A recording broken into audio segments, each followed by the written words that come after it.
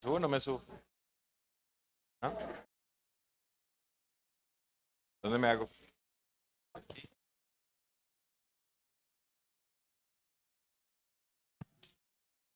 Está chévere, Dino.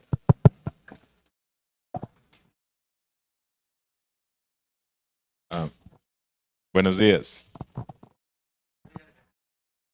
Qué bonito es saludar y ser saludado. Buenos días, chicos. Ya vamos a empezar con la presentación de esta feria de empleo 2025. Uy, es que como la décima. Ya me saben a cacho. Es la tercera de este año. Pues nada, chicos, muchas gracias por haber venido.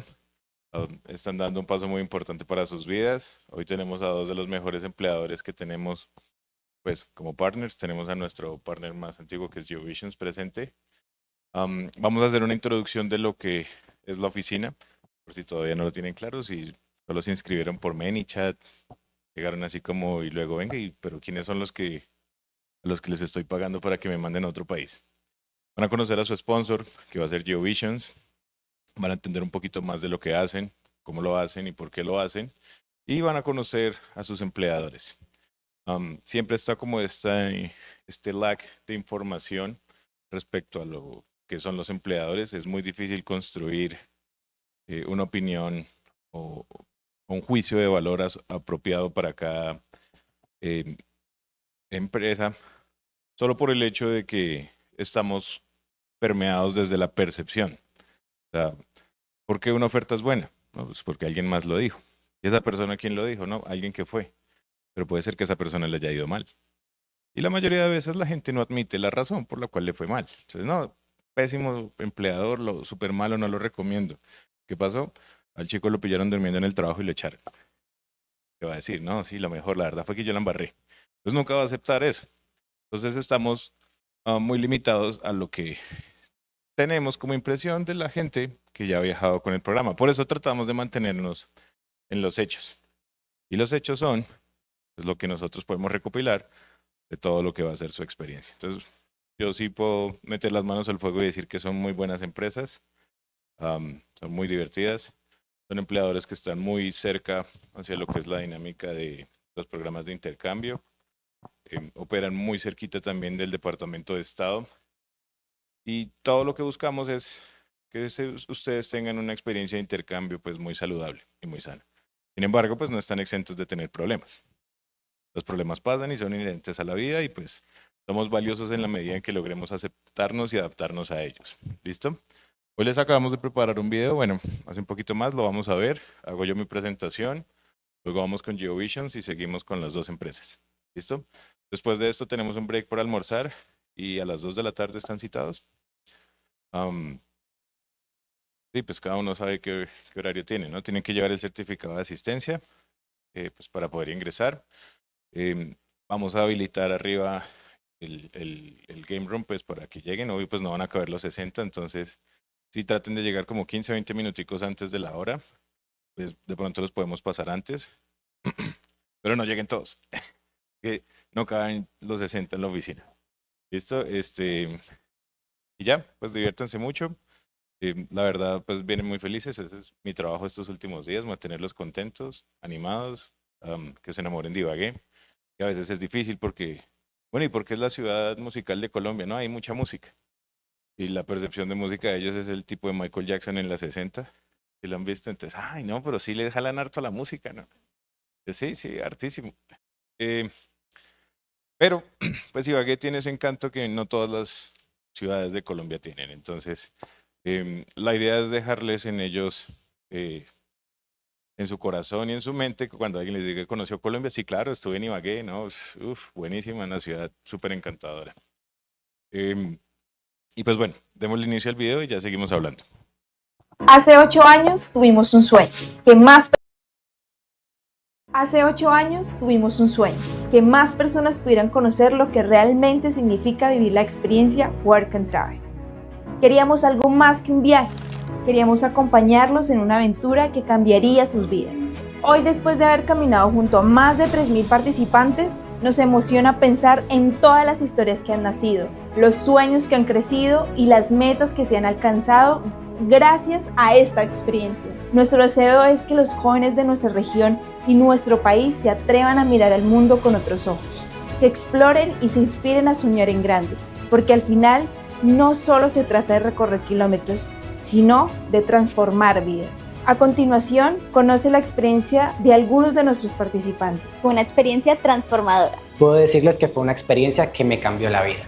Algo a lo que no estás acostumbrado, es una experiencia maravillosa. Tuve la posibilidad de pronto de hablar con mucho extranjero, no solo de Estados Unidos, sino de diferentes lugares. Algo muy gratificante porque se vuelve uno más independiente. Aprendí más inglés del que había aprendido en 7 años acá, lo aprendí allá pues en 4 meses. Contribuyó a mi crecimiento personal y profesional. Mi experiencia con BBBSC fue excelente. A pesar de que me iba a enfrentar a algo nuevo, ya me habían hablado de cómo era, qué debía hacer y cómo debía reaccionar en ciertas circunstancias. Desde elegir mi oferta, toda la documentación, y me ayudó a prepararme para todas las entrevistas, la visa en la embajada y todo lo que iba a necesitar en mi estancia en Estados Unidos. Quiero que se animen. Aconsejaría a muchas personas que hicieran el esfuerzo. Al principio puede ser muy difícil porque pues siempre es un esfuerzo económico importante, pero créanme que es una experiencia muy agradable, que disfruté mucho y que por supuesto quisiera volver a repetir.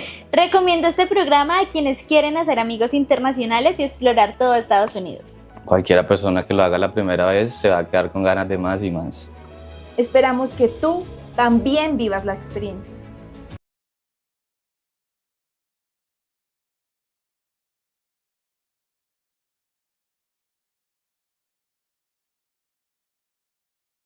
Bueno, la cuestión es que sí, pues ya llevamos 8 años, ya eso parece absurdo o minúsculo, pero pues, ¿cuántas empresas sobreviven como a los 2 años, ¿no? ¿Cuántos negocios no cierran y abren cada día?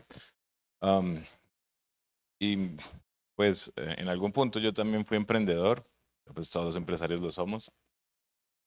Y se sorprende uno de lo lejos que ha llegado, ¿no? De todas las vidas que ha impactado, de toda la gente a la que ha ayudado y de algún modo pues ustedes también son parte de ese sueño.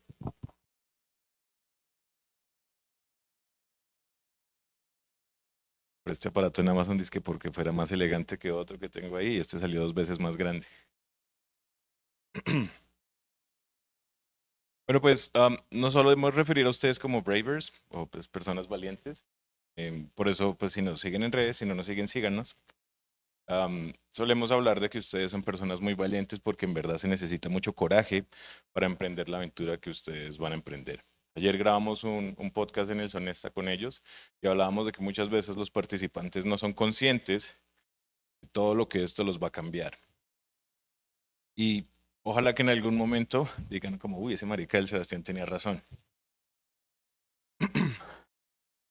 Fundamentalmente, esta feria de empleo, esta job fair, hace parte de nuestras dinámicas como agencia de intercambios. No solo funciona para que ustedes viajen, sino los empleadores como ellos quieren venir, conocer su cultura, ver el medio en el que se desenvuelven y sobre todo entender un poquito de su entorno, pues cómo viven, cómo es la comunidad en la que están y qué podría impulsar a que más gente siguiera participando. Obvio no es un estudio súper robusto en términos sociológicos de movilidad internacional y Vive 2025. No, eso no es tan así, pero sí es mucho de lo que se siente cuando viene alguien de fuera y aprecia nuestra comunidad. Primero explicarles por qué nos llamamos como nos llamamos. De pronto ustedes son de la generación que nos conoce como BBB o BBBSC. Antes nos llamábamos Brave, Bold and Brilliant Student Center y todo se basó en este cómic de Batman.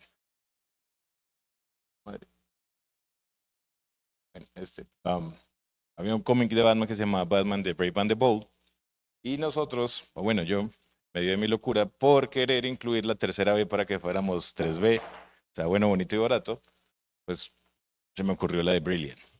Resulta que el nombre fue tan impronunciable o tan poco recordable que pues nadie se lo acordaba, ¿no? Entonces, incluso nuestro primer dominio era braveboldandbrilliant.com.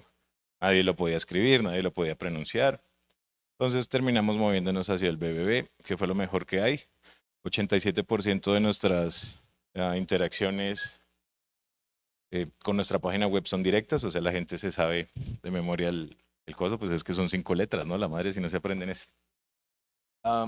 Y pues ya, también hay como cierta cercanía con todo lo de la cultura pop. Entonces también nos gusta Batman, nos gusta heavy metal.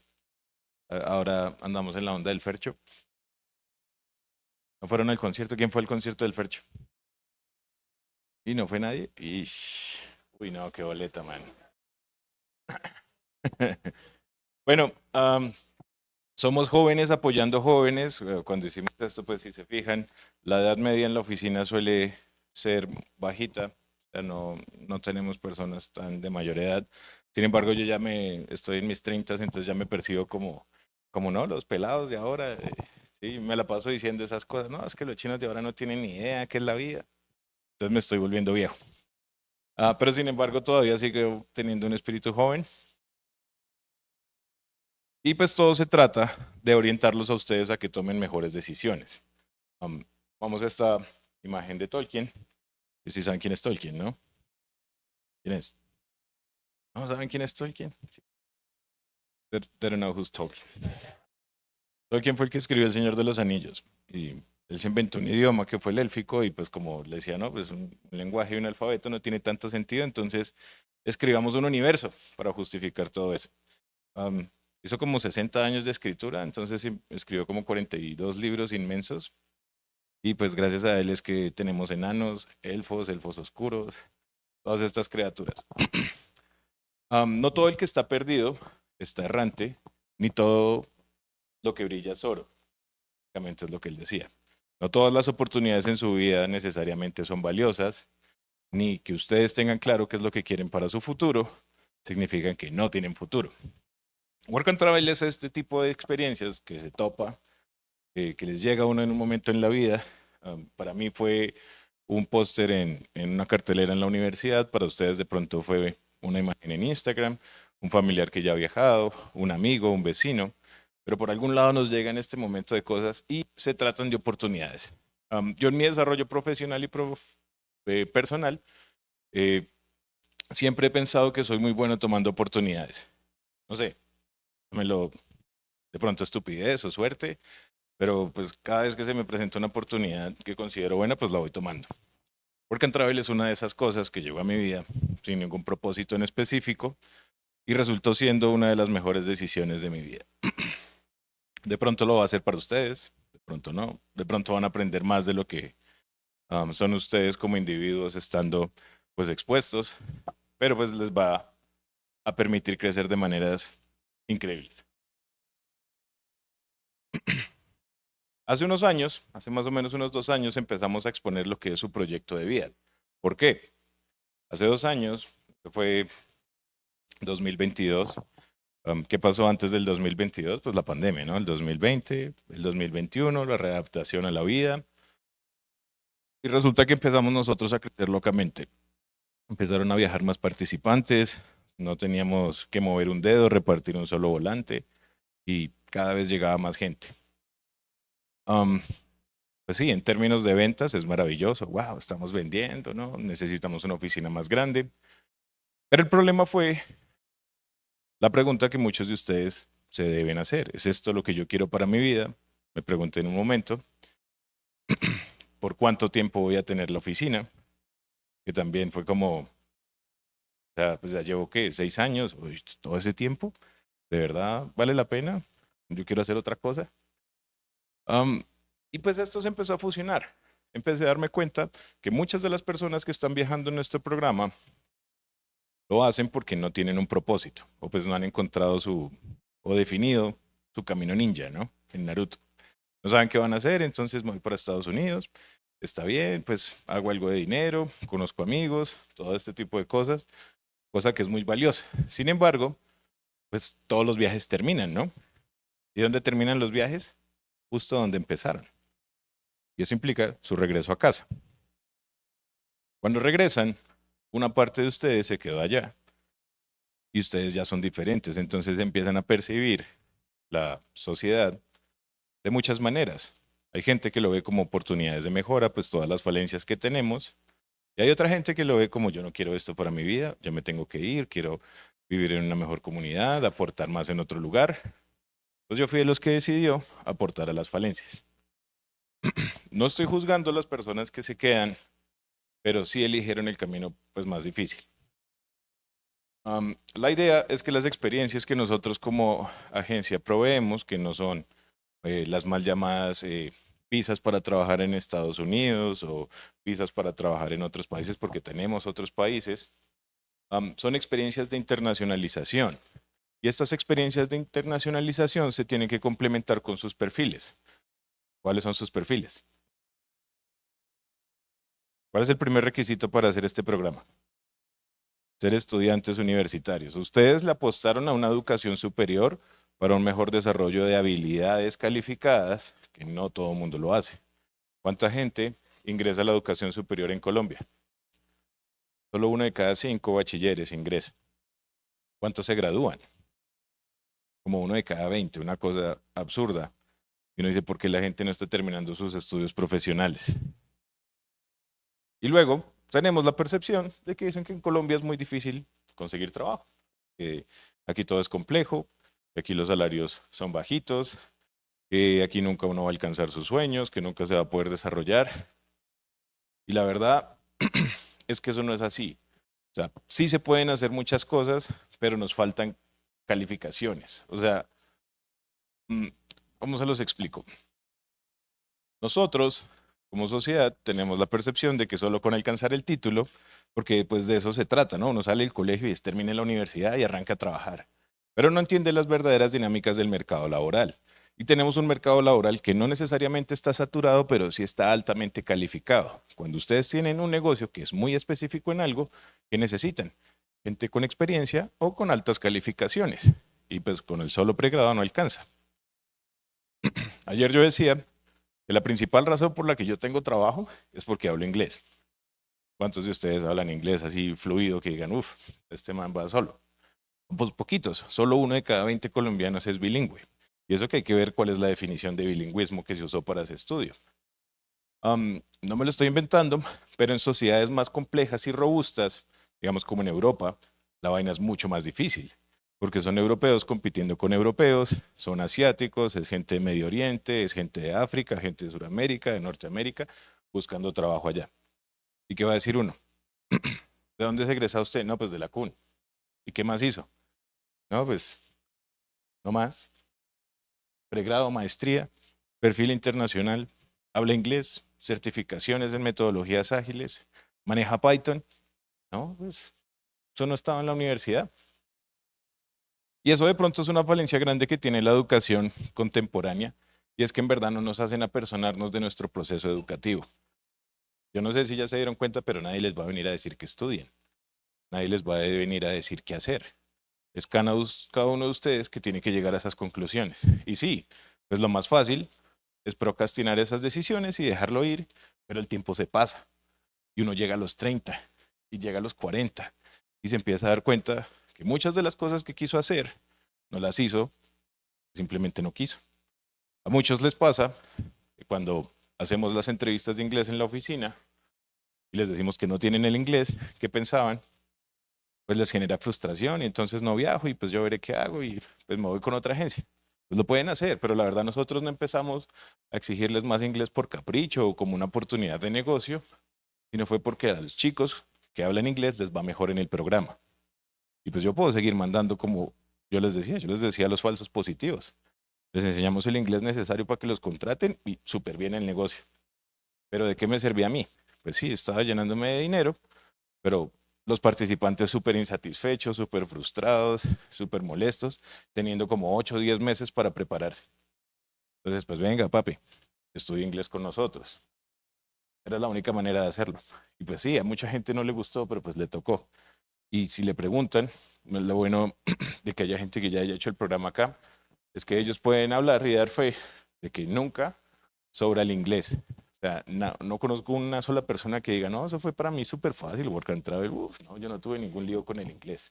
Todos reconocen que les faltó preparación y desearían haberse preparado más. Ya en sus 20, en la etapa en la que están, ¿hay alguien que tenga 18? No. Bueno, tú que tienes 18. Todavía están a tiempo. Ya uno después de los 20 empieza a encontrar más razones para no hacer las cosas. No tengo tiempo, tengo que pasear el perro, es que yo trabajo, que mi novia, y es que una cosa, y así se va pasando, y ustedes siguen limitando las calificaciones que el mundo laboral está demandando ahora. Entonces, el hecho de que ustedes le presten atención, por lo menos solo al inglés, los va a calificar para muchas más cosas.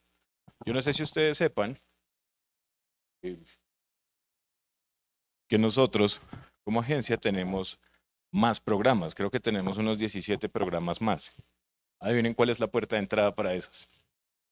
El inglés. 95% de las personas que llegan a nuestra oficina y no hacen el programa es porque les falta inglés. ¿Va a estudiar inglés? No, la verdad ahorita no tengo tiempo para eso. Podemos hacer con ellos.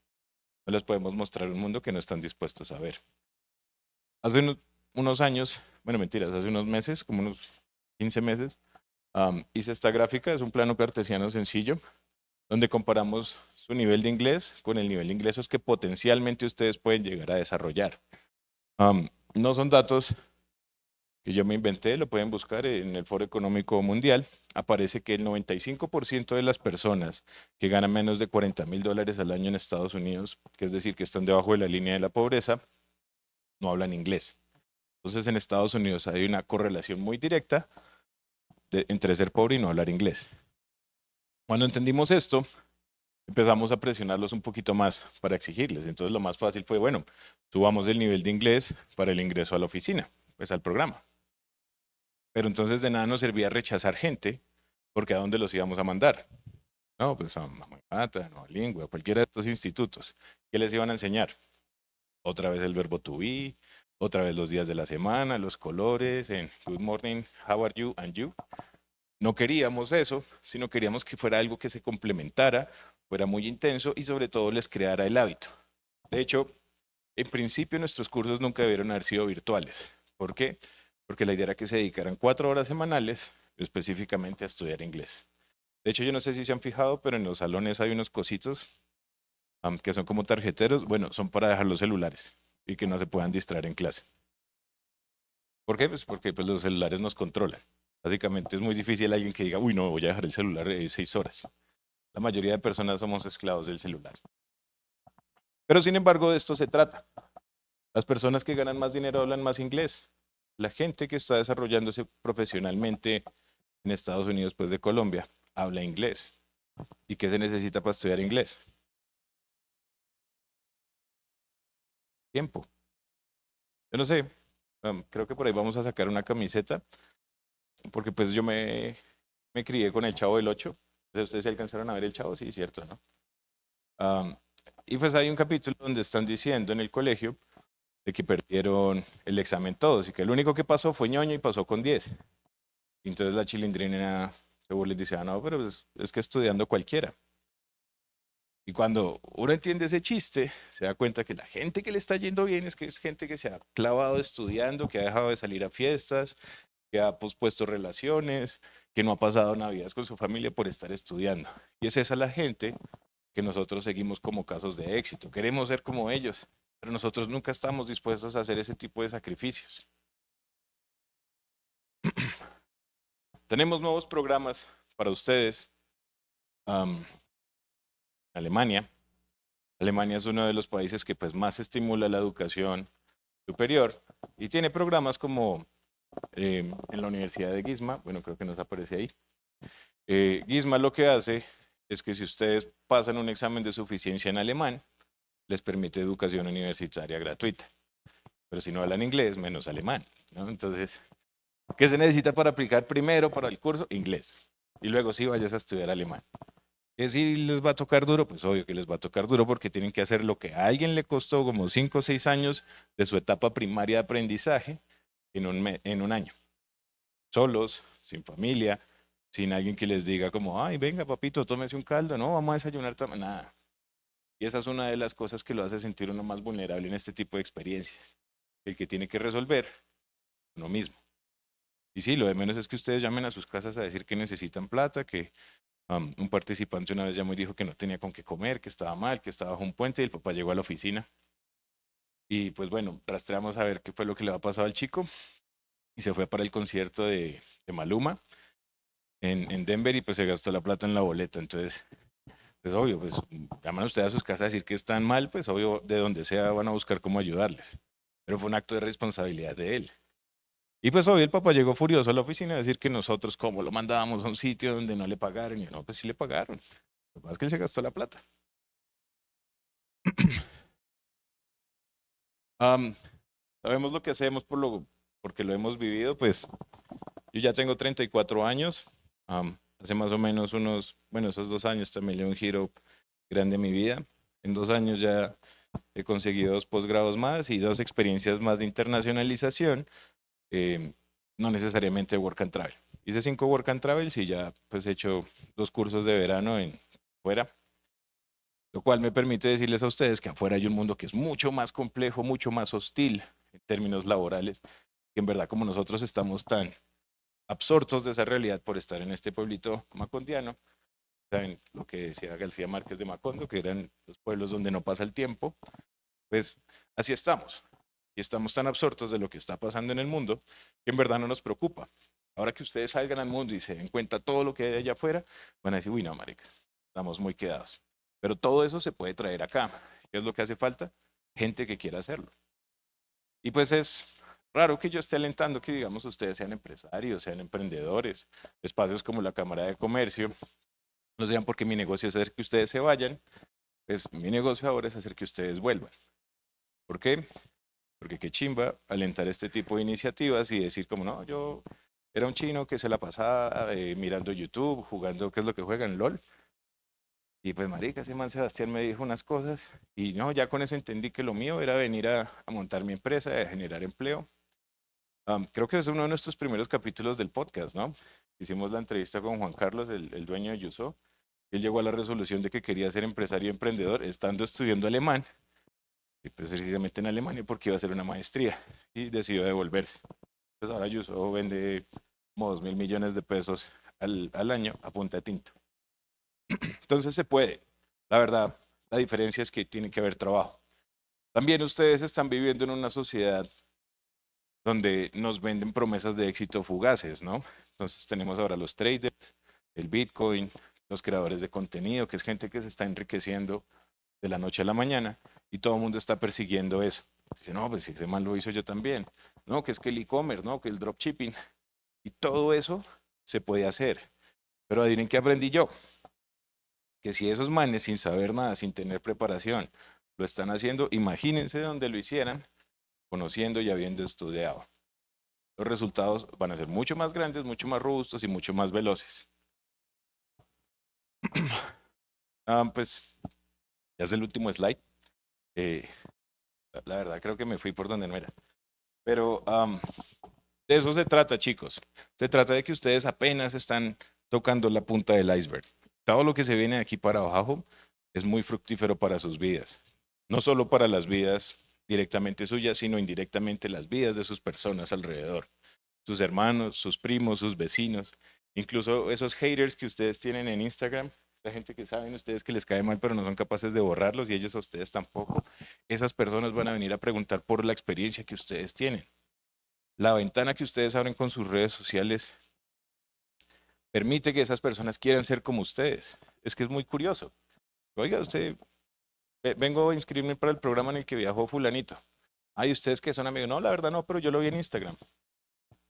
O hay gente que viene y dice, no, es que vengo por referencia a un amigo. ¿Y cómo se llama su amigo? No, la verdad no me sé el nombre. Entonces, ¿cómo es que son amigos? De verdad, la gente iba a querer hacer este tipo de cosas solo porque ustedes lo hicieron y les demostraron que esto se podía hacer. Entonces, no es que yo lo diga porque lo quieran decir, es que ya llevo 8 años viendo que esto pasa así. O sea, a veces la envidia puede más que cualquier cosa. Y lo valioso es que este es el momento y el cambio generacional que queremos provocar es que ustedes se decidan a ir proyectos mucho más superiores que solamente sobrevivir el verano, comprar el último iPhone, las últimas Jordan, comprarse un Mac, porque esos son solo indicadores de valor que funcionan en esta sociedad. En Estados Unidos cualquiera tiene un iPhone, el último, el más caro. Y sí, los van a validar como, uy, ese chino tiene plata, pero aquí, en su universidad, en su barrio, en su comunidad, en multicentro, en la estación, allá no. Las marcas que son de lujo allá, pues, son inalcanzables hasta para ellos. Entonces, apúntenle a eso, tírenle piedras a la luna. No necesariamente es un absurdo, sino sí se puede llegar. Pues con eso los despido. Ya les voy a pasar el micrófono al señor de GeoVisions y pues si tenemos tiempo de pronto hablamos un ratico esta tarde. ¿Listo, chicos? Gracias.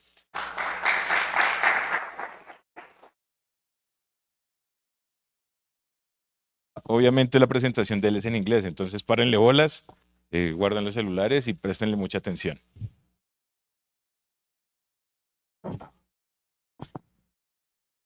Gracias, Sebastián. Para Sebastián.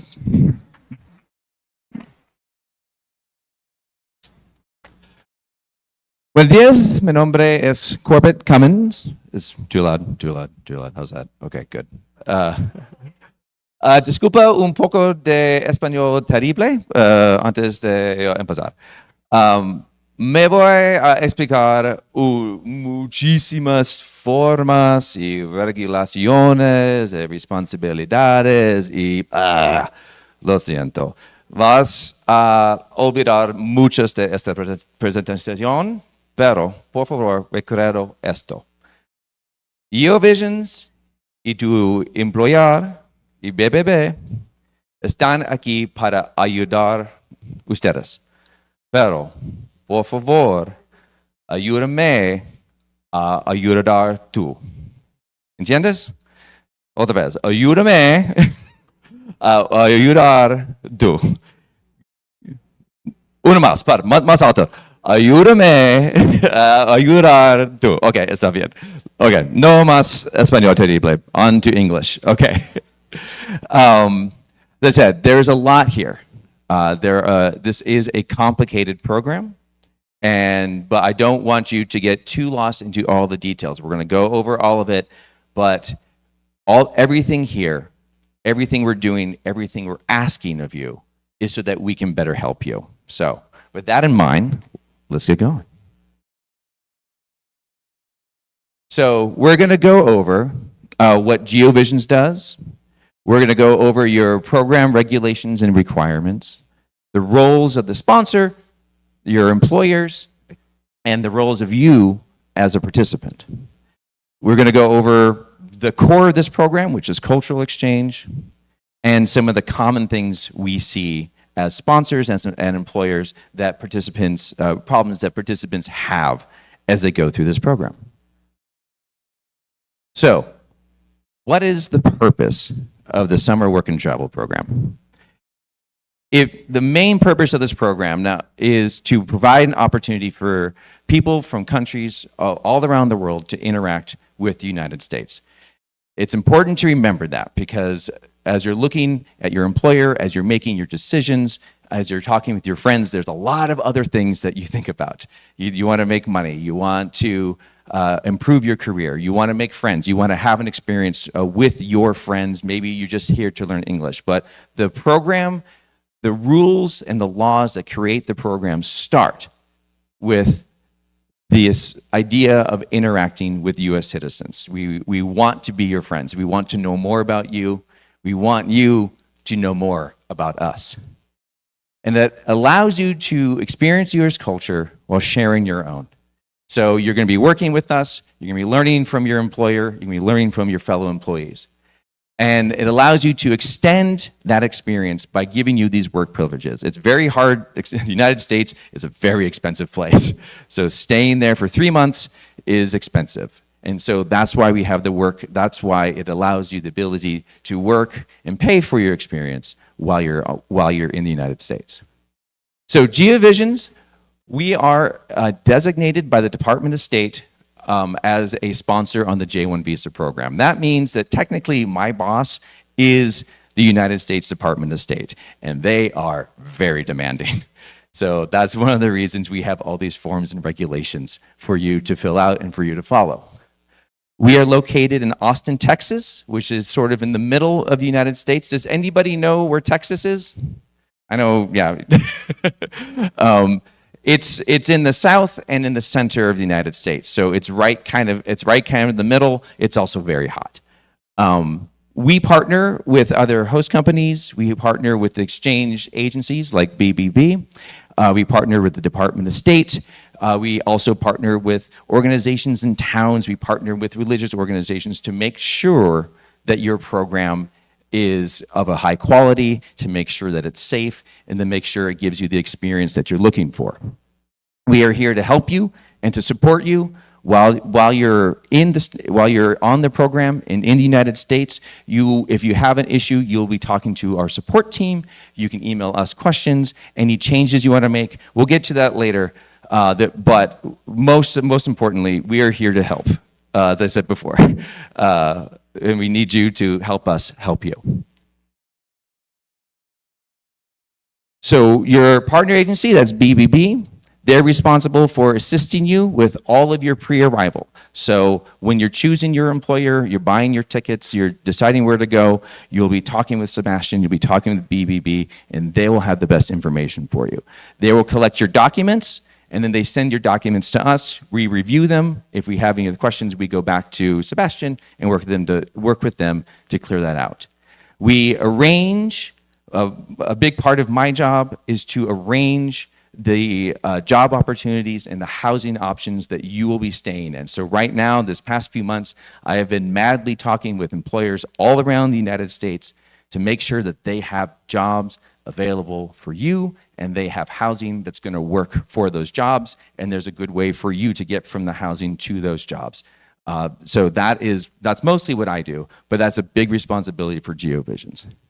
We also provide pre-departure orientations. So once you've been accepted and once you have your DS form and you're ready to go, we will be sending you information that will tell you the details of how to get to the embassy and how to get ready for your trip and where to go, what airport to go to, and how to basically get from your home to your employer. The U.S. Department of State is a branch of the U.S. government. The people who work there are appointed, and they oversee everything. In here, you'll get this information. Don't try to remember all these phone numbers now, but you can contact them via email. There's the National Human Trafficking Resource Center. You can call them. Generally, that's only if things get really bad. That's a number you want to have available, but that is a very last minute, very last line of defense for you. You can email at jvisastate.gov. That goes directly to one of my bosses, and you can call their emergency hotline. And when you're on the program, we'll make sure you have those phone numbers handy. The responsibilities of your host companies. We impress upon all of our host companies that all of our participants are to be treated fairly, and they'll be treated the same as U.S. citizens in similar roles. So your employer will not be paying you less because you're a J1 participant. Your employer will not limit your experience or limit the things, your opportunities in your position because you're a J1 student. They will treat you the same. They'll treat you on the merits of your performance and your ability to work. So that can be tricky because sometimes you'll be working next to a U.S. citizen kind of in the same job, and they might be getting more of an opportunity, but that's probably because they've been there 5 years longer than you. And so it's important to keep in mind that you are being treated fairly. I know these employers very well. We know all of our employers very well, and they know how to work with your abilities and to work with your experience and to work with you where you are in with the employer to make sure it's fair. But you will see some differences with people just because they have more work experience and they know a little bit more about the job. If you have questions about that, you're always welcome to call us and we can go over what those differences are with you. Your employer will be following the terms of your job offer agreement. When you sign your agreement, look at it very carefully. We put a lot of information in those agreements. It's not just pay, it's not just what your rent's gonna be. It talks about what your responsibilities are gonna be, what your employer is gonna be looking for from you, and those forms also tell you what you can expect from your employer. So read that very carefully and keep a copy with it. Keep a copy of it with you as you travel. That will be very important as you navigate your work experience. Your host employer is also providing interaction with U.S. employees. Your jobs are generally not going to be isolated. You're not going to just be working in a room alone with a bunch of people who speak the same language. You're going to be working with U.S. citizens, and your employer is going to work hard to make sure you have that opportunity to work with U.S. citizens so that you can improve your English and have that ability to learn more about U.S. culture. And they will help you learn about the local area. They also keep us informed. They keep me informed about how you're doing. So yes, your employer and I are definitely talking about you behind your back. That's okay. That's just part of the program. And they also make sure that your payment, all of your payment is made correctly, including deducting the correct amount of your taxes. So if you get your paycheck and you calculate your hours, you're making $20 an hour, you worked 40 hours that week, you're expecting $800, and your paycheck is close to $600, that's because you pay taxes. Welcome to America. Your responsibilities.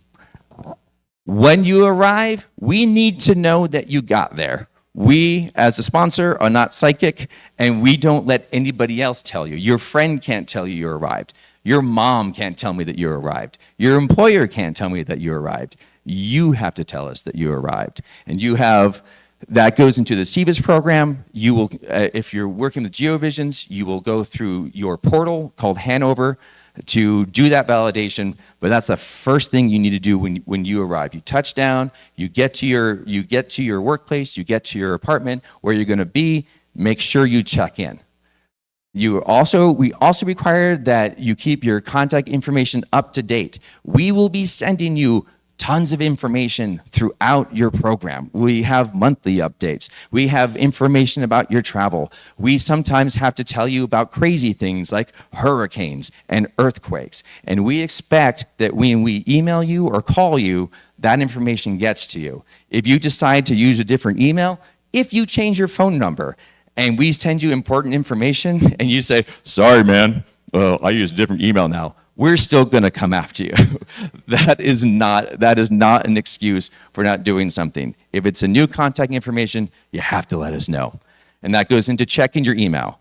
Now, how many people here love email? That's what I thought. It is an old way of communicating. It's what old people like me like to do. In the United States, it is considered the legal standard of communication. So anything important, we're going to send you via email. If you don't respond, we might call you, but we are expecting that you're checking your email and that what we send you has been read and has been understood. If you have any questions, definitely contact us. We are here to help. We're here to provide guidance. Some questions, again, some questions are better suited for your employer. Some questions are better suited for your friends. If you're confused about the information you're getting from anybody else, please let us know, especially if it involves things that might affect your overall program. This one, submit new documents before you begin working. So if you have a different job, if you have a new job, any job other than the first job you had when you got here, you have to submit those documents before you start working. So let's go over that again. New job, new place, new thing to work. You will send those documents before you start working. Okay, so one more time.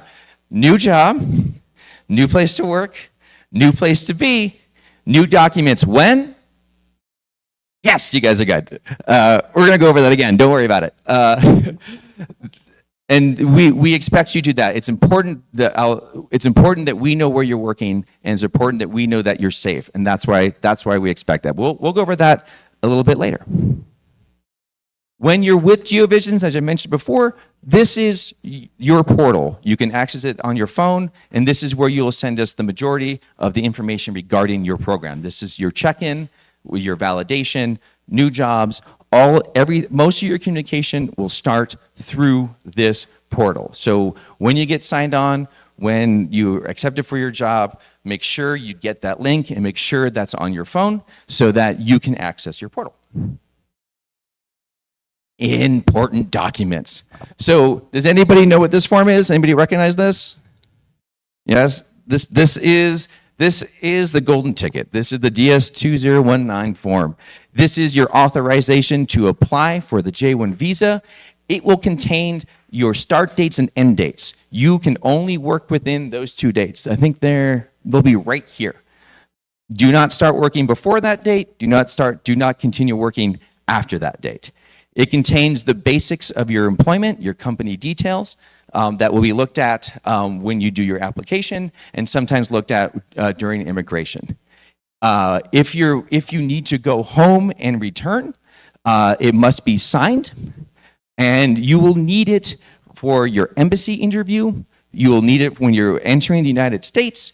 You will need it for your Social Security, your application for your Social Security card, and you will need your copy. Your host company will need a copy of it. So this is a very important document. You're going to carry a hard copy with you for the embassy interview.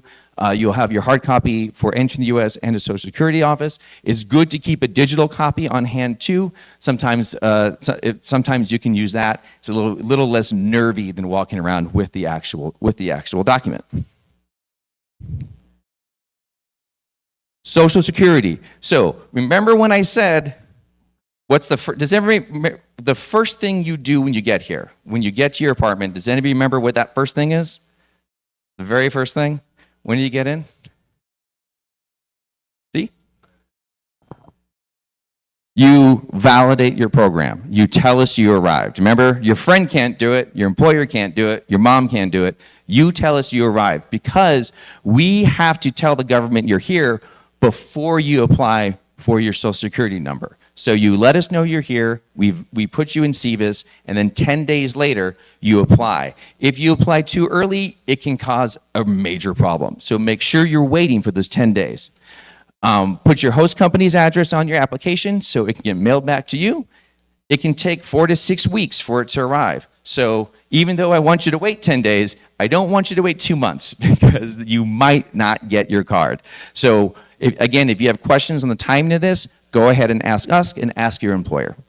You will need your Social Security number to file taxes. You'll also need it before you can apply for a second job. So don't apply too early, but also don't apply too late because the Social Security card is a big part of your freedoms on the J1 program. Before you arrive, one of the biggest things we want you to do is research your town. I asked you earlier, who knows Texas? No one here knows Texas. So if you get a job there, you're going to have to do research on Texas. If you get a job in New Hampshire, you're going to have to get a job in Texas. If you get a job in Williamsburg, we want you to research Williamsburg. Maybe not Texas, sorry. If you get a job at Mount Rainier, go online and research Mount Rainier. Know where you're going. So many problems we deal with on this program come from people just not having the appropriate expectations or knowing where they're going and being completely blown away by not knowing things that were readily available to them. So the minute you know your location, copy it, paste it into your Google search, read the information that you find. Your housing must be arranged prior, one way or the other. You will work with BBB and GeoVisions to confirm that information, to look at your housing, and make sure that it is set up before you arrive. What we don't want you to do is be on the plane on your way to the United States wondering, where am I going to sleep tonight? That happens, and that is a nightmare, and that becomes a problem for everybody. So way before you have your plane ticket, know where you're sleeping, know where you're living when you arrive in the United States. And GeoVisions recommends that you travel with at least $1,500 American dollars.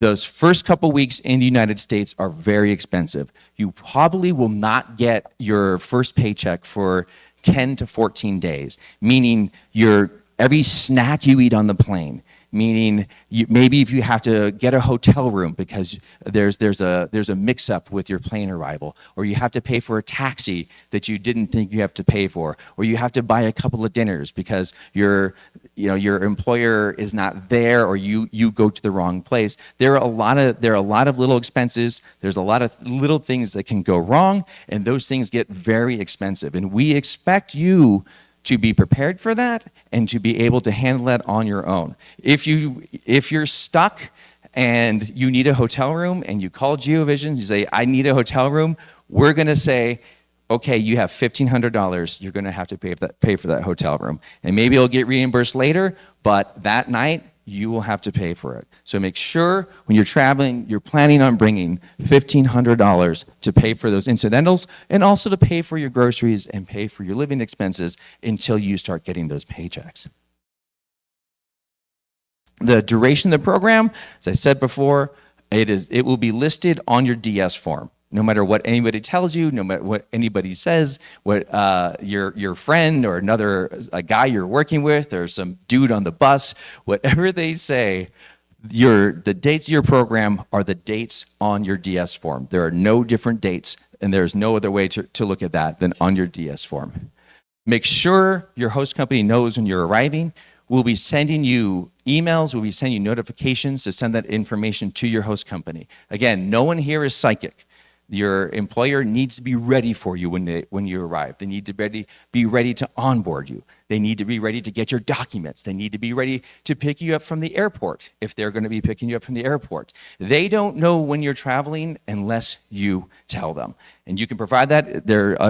Different employers have different ways to take that information. So you will work in different ways to do that, but don't get on the plane unless you are 100% certain that your employer knows when you're arriving. Extensions to your program, this one's actually changing. Your program may be extended, but it's dependent on a lot of documentation. So don't come here expecting you to extend your program, but if you can, talk to us and we might be able to work with you on that. Traveling to the US, you're definitely going to bring your passport, you're going to bring your J1 visa, as I said before, your DS document, bring your job offer letter. You may have to talk to somebody in customs about where you're going, and that job offer letter will get you through that conversation a lot faster than you just saying, I think I'm going to Williamsburg.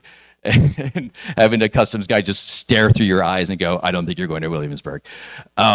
Know your address of where you're staying. Again, don't get on the plane unless you know exactly where you're going. So have that address memorized, be able to talk to customs about it. And then also make sure you have the GeoVisions emergency line. Sometimes things happen, your plane could get delayed, things go wrong. If those go wrong, you can always call the emergency line. As I said before, arrival and check-ins, make sure you give us the arrival, let us know when you've arrived. Make sure that your employer knows that you arrived, and if you make any changes, as I said before, to your email or your address or where you're living, make sure that you tell GeoVisions, and you can do that on your portal or you can email us. So again, the purpose of this program is cultural exchange. You are coming as an ambassador. The J1 program is actually described as the United States' largest diplomatic mission. You're part of the largest mission of diplomacy the United States is going to do in 2025. That means you're representing your country. That means you're representing yourself. We are hoping that you're coming here to learn about us and teach us about you. So feel free, talk to your coworkers about your home. If you have an opportunity to cook your favorite dish, cook your favorite dish. Do you have a board game you like to play? Bring your board game. Tell us about your favorite bands. You're definitely going to have to hear about our favorite bands. So feel free to tell us about the music that you want to be listening to. This is really the core, and it's funny. This always ends up not at the forefront. This is always something we talk about later, but this is what it's for. This is the funnest part of your program. Talking to an American about how you live, learning about the weird things Americans do. This is what you're here for, and this is what we want you to come home with. Another of your responsibilities is a monthly check-in. So every month, again, you will be checking your emails. And every month you'll get an email from us asking you basically, how you doing? And it's a very simple email. We want to make sure you're happy with your work, and we want to know what you're doing for cultural activities. So as you're going through your month, think about what activities you're doing. And a lot of students get caught up in this. They think that it needs to be going to a museum or learning about history. No, we'll take anything as a cultural activity. Did you have your first hamburger? Did you have Taco Bell? Did the Taco Bell give you diarrhea? These are all cultural experiences, and you can tell us about them. We keep a list of the weirder ones, so feel free to tell us what you're doing. What we don't want to hear is I did nothing. We get that every year. We get a bunch of participants who say no culture, did nothing. You do that, you're going to get a very angry email back from us. So I'd much rather hear about your Taco Bell diarrhea than say you didn't do anything for fun over the month. You can do it over handover, and also send us photos. We want to. These experiences become part of our report to the Department of State that allows us to continue this program. So if you have a really cool photo, send it. If that photo involves Taco Bell, don't send it. Second jobs. Now, if you have a second job and you have a new place to work and a new place to be, are you going to go there before or after you send the documents? Yes. This is very important. This is one of the things that causes the most consternation with participants. Messing this up is your best opportunity to be asked to go home early. So if you have a new job, somebody's going to want to hire you. You guys look so hireable. You guys are obviously so competent. You're going to be so good at your jobs. People are going to be begging you to work for them. When they do, make sure you get their documents, get the information, send it to us. And wait for us to confirm that you're eligible to work before you go back. As I said, you will be paying taxes. There's some confusion sometimes about the taxes you pay.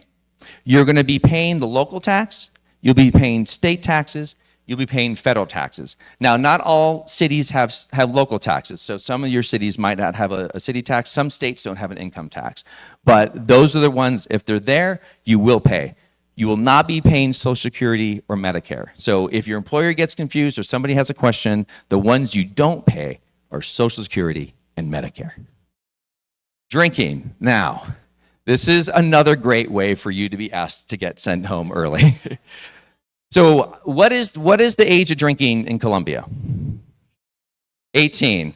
Okay, and who knows the drinking age in the United States? It's definitely not up there. So who here is not 21?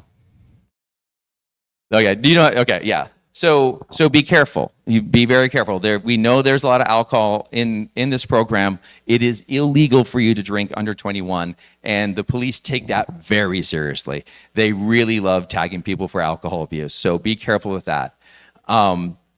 And if for those of you who are over 21, don't buy alcohol for your underage friends. The police love throwing people in jail for that as well.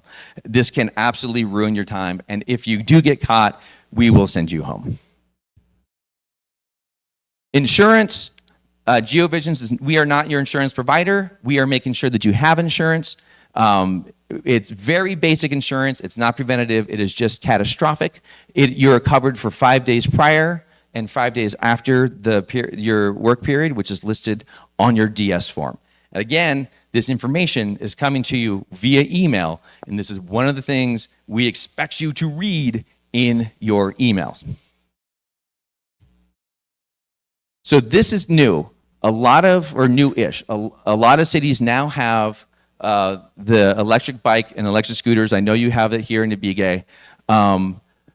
The United States being the United States, we don't have a lot of laws about this. So we want you to not just follow what the city says. We want you, even if it's not required, if you're using those, wear a helmet, wear reflective gear. And make sure you follow whatever laws there are. Your commitment to your host company.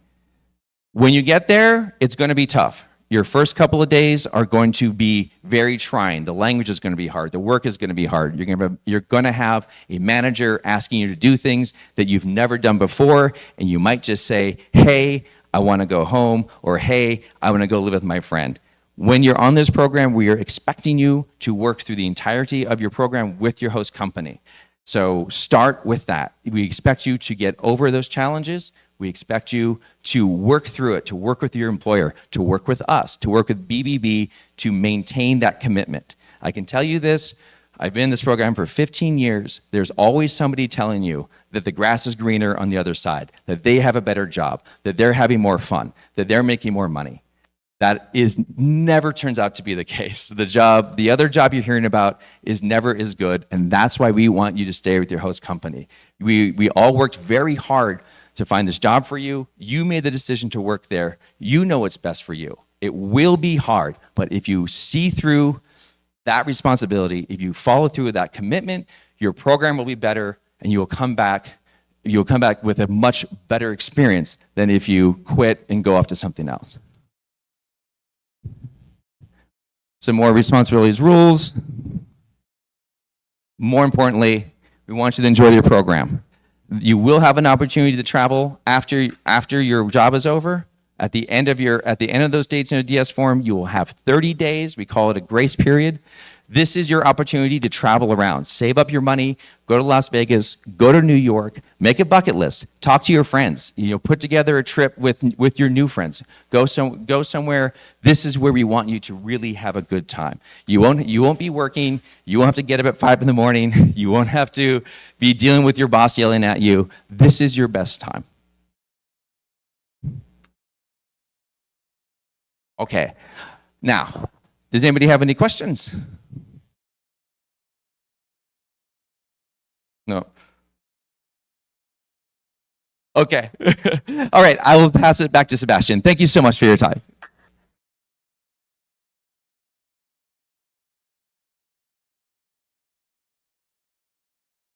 Oh, you left it there? That's cool. Oh, here it is there. So.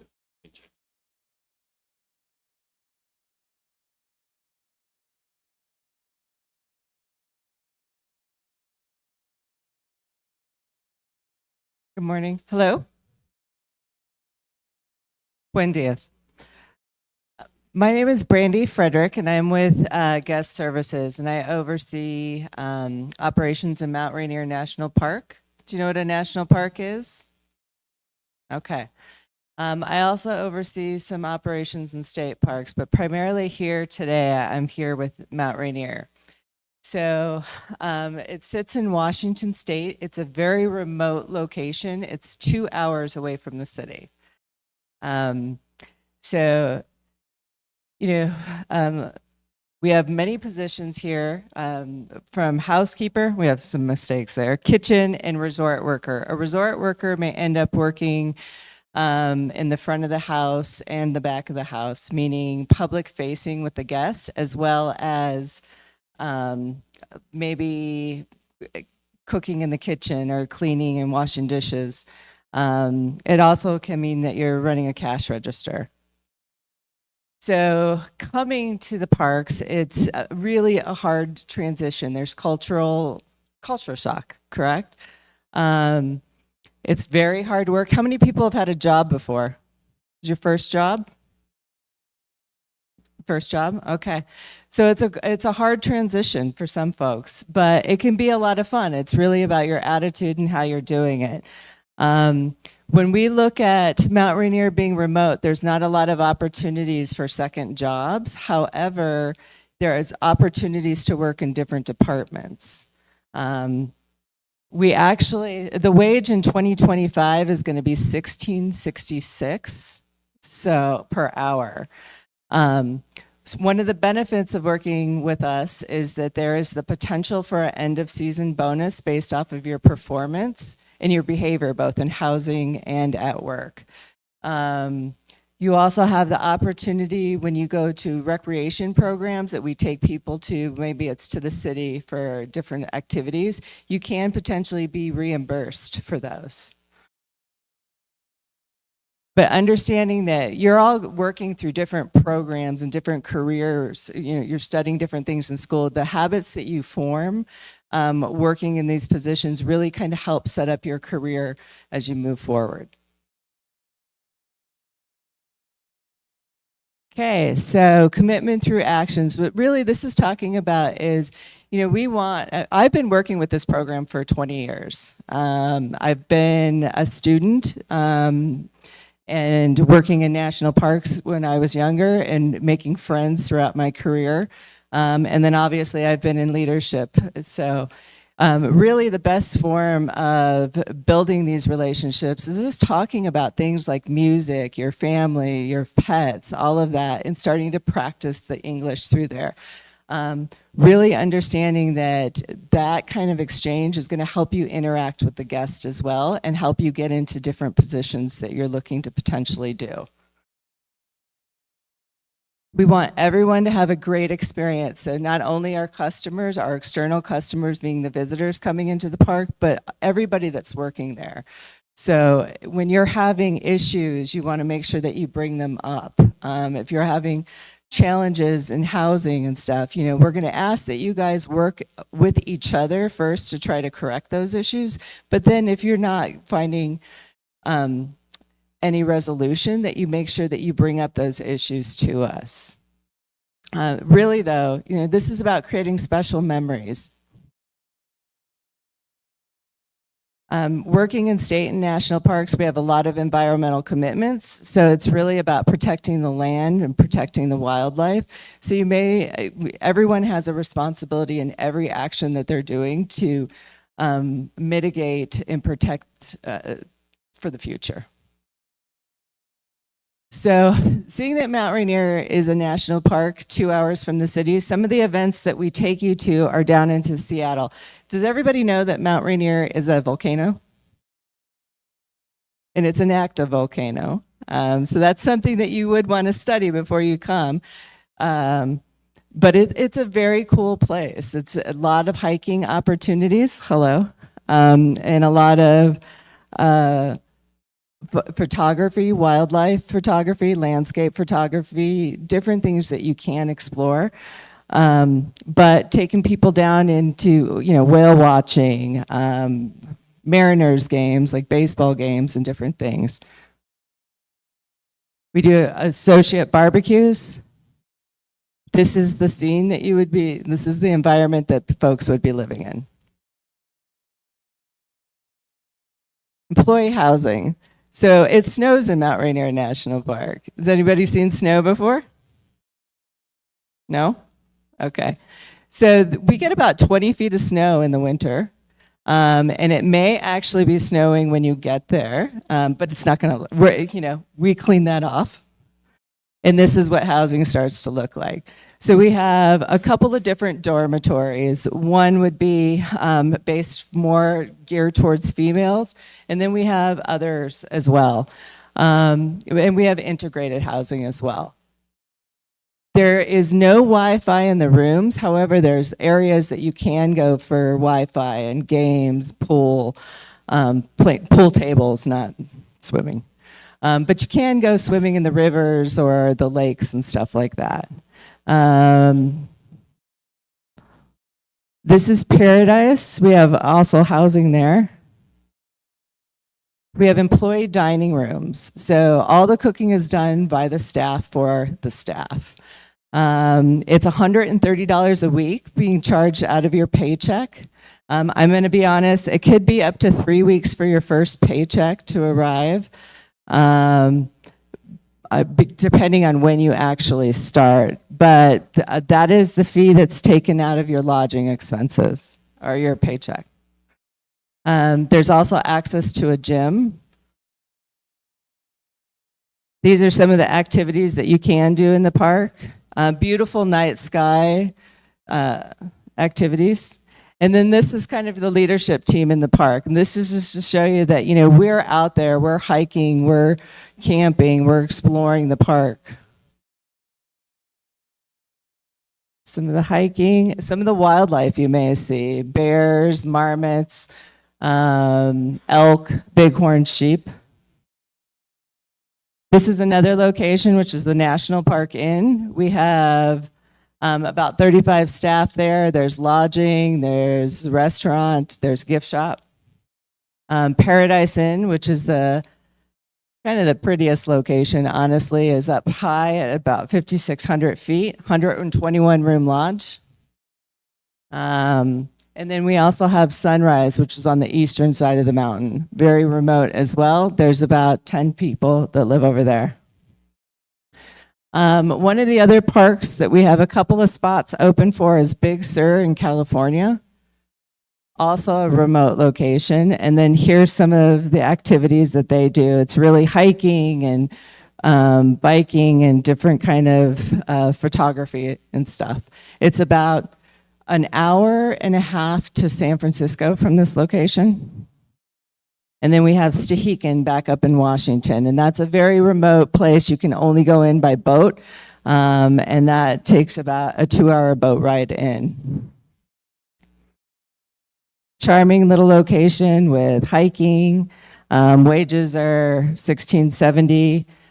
Housing is $40 per week there. This particular location is the only location where you would cook your own food, and the boat would bring your groceries in.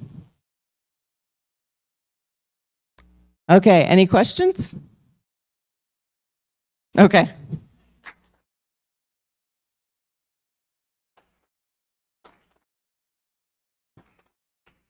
Hi, everyone. My name is Caitlin.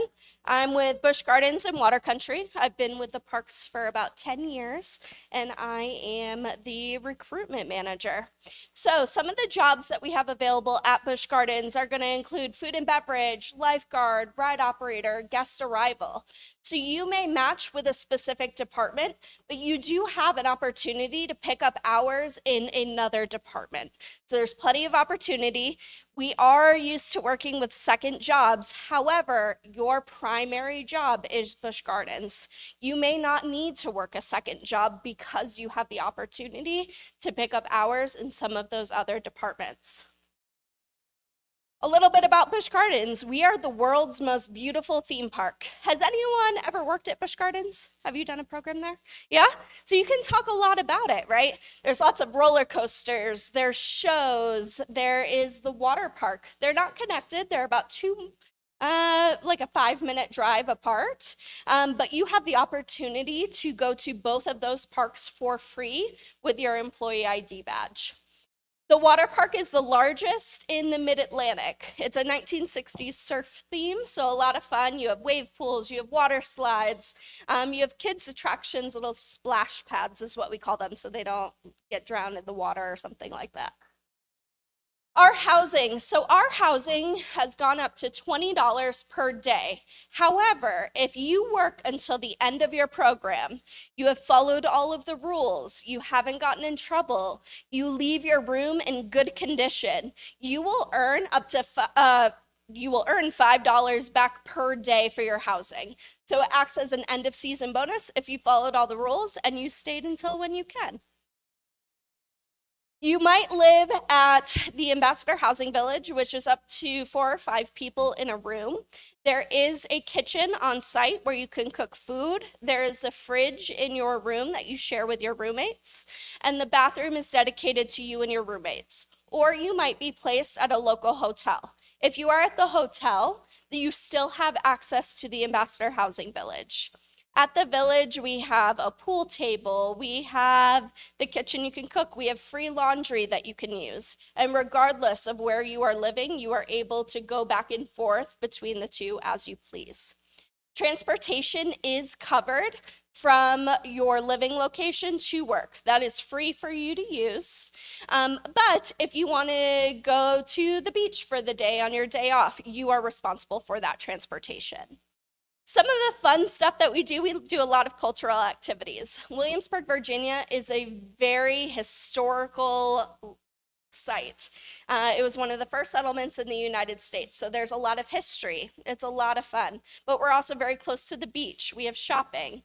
We like to do a cultural trip up to Washington, D.C., so you get to see the capital of the United States. There's lots of different opportunities that you can take a part of.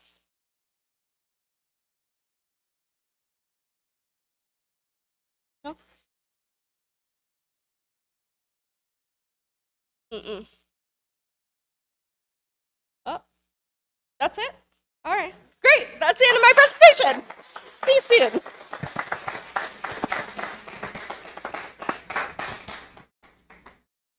Yeah, I thought there was more.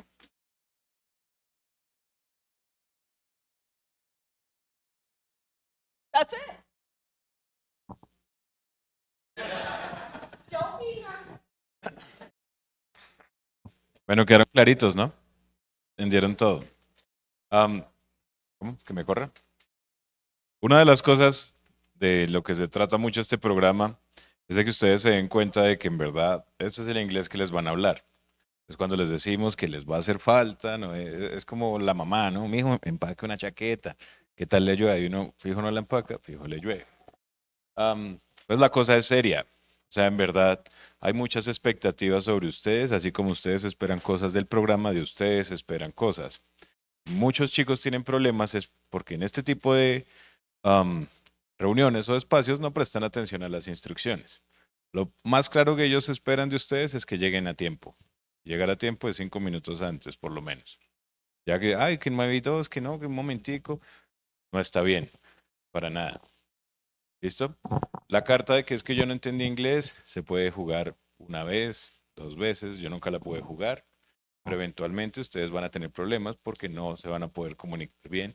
Y eso va a hacer que las personas que sí se están comunicando bien van a empezar a ascender más. Y ahí es donde viene la cochina envidia y empiezan a, claro, se le está dando al jefe. Y es mentira, es que lo único que es que habla más inglés. Y eso pasa, eso dicen de todo. Apenas empiecen a verlos a ustedes mejor y eso, van a empezar a decir que fue por eso. Una de las cosas que decía Corbett respecto a que el césped siempre es más verde del otro lado, pasa. Va a pasar que muchos de ustedes se van a separar por todo Estados Unidos, van a tener amigos en otros lados. Y esa adaptación, que se denomina choque cultural, vamos a hacerlo en el Pre-Departure Orientation más extensa, les va a pasar. Y los que están aquí, que ya han hecho el programa, lo saben, ¿cierto? No se siente solo, desamparado, yo a qué me vine, yo estaba bien en Colombia, extraño a mi perrita. Ese tipo de cosas va a pasar por sus mentes. Y hay un punto donde todo eso se cura, y es cuando reciben el primer cheque. Entonces, cuando uno empieza a recibir plata, no, ya puedo con esto, ya para adelante, y no, ya no me puedo volver. Sin embargo, la idea es que se preparen. Prepárense pues para lo que nunca se han preparado y es esto, aprendan a viajar solos, aprendan a moverse en un aeropuerto. Los que están en workshop pues ya está, es trabajo de la oficina hacer que ustedes se preparen para estas cosas, pero los que no, pues tienen que hacerlo solos y por su cuenta. Lo otro que tienen que tener muy presente, chicos, es respecto al uso de patinetas eléctricas. Los accidentes de tránsito que involucran participantes J1 con patinetas han aumentado un 60% en los últimos 2 años. O sea, más o menos 1 de cada 100 se va a accidentar. Y este año estamos mandando 600, o sea, vamos a tener 6 accidentes. En los que involucran que alguno de ustedes va a terminar muy seguramente en el hospital. Pues en Estados Unidos no es como, no, pero párese y tome una aromática. No, ahí lo que va a pasar es que van a llamar al 911, llega la ambulancia, de bomberos, todo el cuento, y ustedes van a terminar afectando su trabajo, incapacitados, con fracturas, hospitalizados o en el peor de los casos, pues lastimados por un tiempo. Entonces, si van a adquirir uno de estos vehículos, pues úsenlo con responsabilidad. Y responsabilidad es manténganse por el andén, traten de no exponerse en cosas peligrosas. Si llegan a un punto donde se encuentren con un vehículo como quien tiene el derecho de ir adelante, dejen que el vehículo se vaya, porque pues carro más grande marranea, entonces no se expongan a que les peguen porque a muchos chicos los han atropellado en parqueaderos. Entonces, va a pasar por sus cabezas, se les va a presentar la oportunidad de adquirir una patineta de estas porque les va a facilitar la movilidad y son económicas. Lo tengan presente que a los chicos en el programa les pasan cosas en esas patinetas. No lo digo yo, lo dice la estadística. Hace 3 años no teníamos accidentes de esta naturaleza, pues no había casi patinetas. Ahora hay muchas, entonces ahora los accidentes polulan. Y pues me imagino que este año va a ser peor. Listo, entonces chicos, pues muchas gracias por haber venido. Van a recibir ahorita con Yuri el certificado de que vinieron. Lo presentan esta tarde en la oficina. No se les olvide. ¿Qué? ¿La qué? Ah, bueno, termino esto y hacemos eso. La idea es que pues lleguen a tiempo. Acuérdense de traer algún detallito. No tiene que ser una libra de Max Coco ni nada. Sí, no, ahí trae una panela para cada uno. No, algo muy discreto, ¿no? No hay necesidad tampoco de exagerar. Un bocato. Una gelatina de pata, dijo un amigo. Nos vamos ahorita a juntar hacia el medio, vamos a tomar un selfie con ellos, pues, solo para inmortalizar este momento. Y ya, después de eso nos podemos ir a almorzar. ¿Listo, chicos? Entonces, si quieren, se van poniendo de pie y nos hacemos aquí en la mitad.